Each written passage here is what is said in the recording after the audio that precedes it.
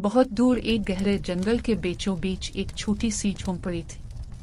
वहां बोरी अम्मा अपनी नवासी नौनी और अपने पालतू कुत्ते भालू के साथ रहती थी। बोरी अम्मा की कहानियां मशहूर थी।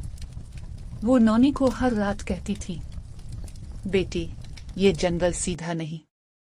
यहाँ कुछ दरिंदे सिर्फ नजर आते हैं, कुछ अक्ल से हार जाते हैं। एक अंधेरी रात, जब चांद बादलों में छप गया, जंगल से एक अजीब आवाज आई। नौनी ने खिड़की से देखा, एक साया झोंपड़ी के करीब आया। नौनी ने भालू को इशारा किया। भालू फौरन बाहर गया और धार। नौनी हर दिन इसके लिए दूध लाती और भालू इसका पहरा देता। कुछ दिनों में चीता ठीक हो गया, मगर जाने से पहले बोरी अम्मा के पांव छूकर चला गया। नौनी ने आहिस्ता से दरवाजा खोला।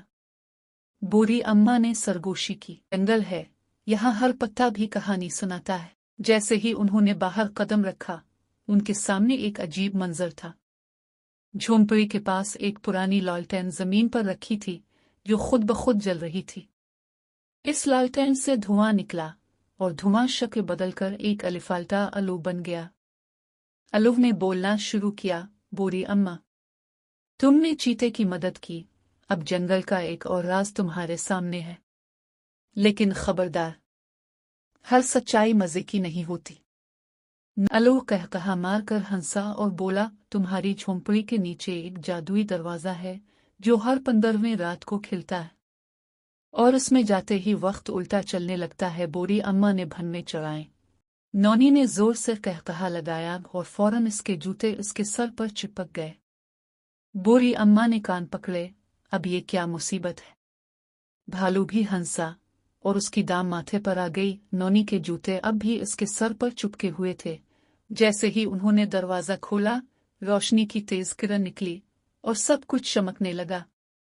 अंदर एक हाल था, दीवारों पर वक्त उल्टा चल रहा था, दरख्त छोटे हो रहे थे, पानी ऊपर बह रहा था, परिंदे पीछे अलिफा रहे थे। फिर एक आवाज आई, जो झूठ बोले वो गुम हो जाए, जो सच बोले वो बच जाए। बोरी अम्मा बोले, मैं मानती हूँ, बचपन में मैंने एक झूठ बोला था और मैंने नानी का शहद चुपके से खा लिया था। फिर रोशनी फैली, जूते वापस पैरों में आ गए, भालू की दाम अपनी जगह चली गई और सब कुछ नॉर्मल हो गया। एक खूबसूरत दरवाजा खुला और जंगल के सब दरिंदे, जो पहले खौफनाक थे, कहकहे लगाते हुए बाहर आ गए।